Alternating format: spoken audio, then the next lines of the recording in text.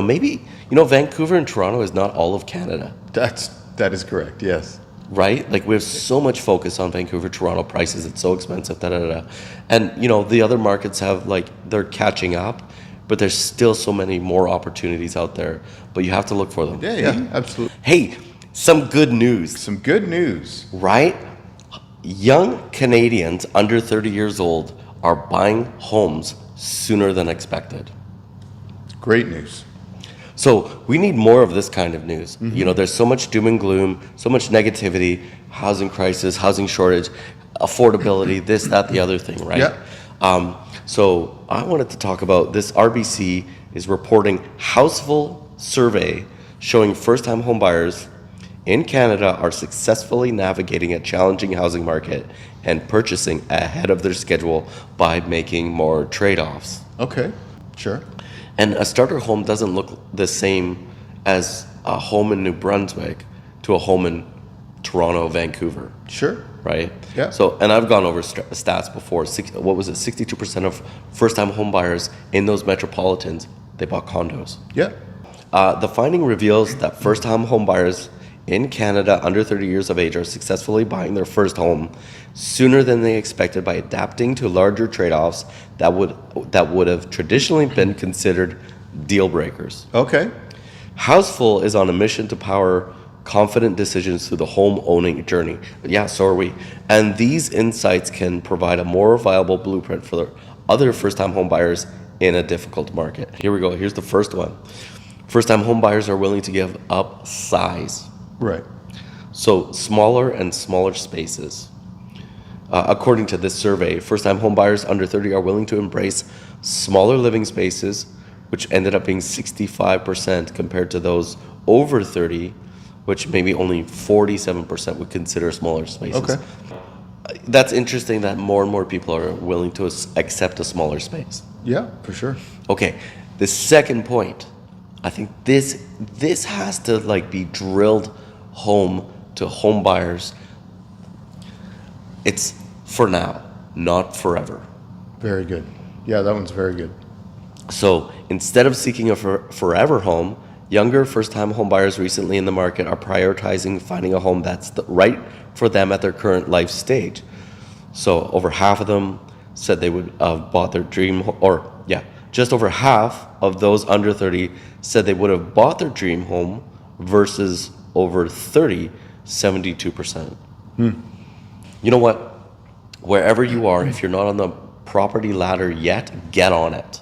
Yeah. You want that dream home. It might not come now. It might be 20 years away. Sure. Right? You want that big house, or 10 years away, depending on career, equity, investments, all of those things. So, but if you sit around on the sidelines hoping to save up enough investments, unless you're the all-star investor, you're like Buffett reimagined or something, the chances of your wage increase being significant to catch up to certain markets like Vancouver and Toronto, where they're equity driven, even the sub-markets are equity driven too, because we see a lot of people that take cash out of Vancouver, cash out of Toronto, and various other places, and move to places like Victoria. Sure. Yeah. So they're not financing the whole amount. Right. Oh, and just to throw this in there, what is it? 20% of our sales. Now it's 30%, only because the number is smaller and the amount of buyers that paid cash are about the same. So we have about 2,000 sales, 1,900, 2,100, depending on the year. Yeah. They're all cash buyers. Wow. Okay. That's built up equity. Sure. And you don't do that sitting on the sidelines. Yeah. You do that getting in on the property ladder and building up your portfolio. Yeah. Okay, here's a tough one for people, I think. Okay. Expanding your location preferences. If you can't afford it here, you drive until you can afford it. You commute. Yeah, I remember hearing that. Yeah. Right, you move to the suburbs. I grew up in Ontario, so it's my parents drove 45 minutes away from. My dad commuted 45 minutes, 50 minutes to work every day. Yeah, no, that for sure. It's finding what you can afford and where you can afford it.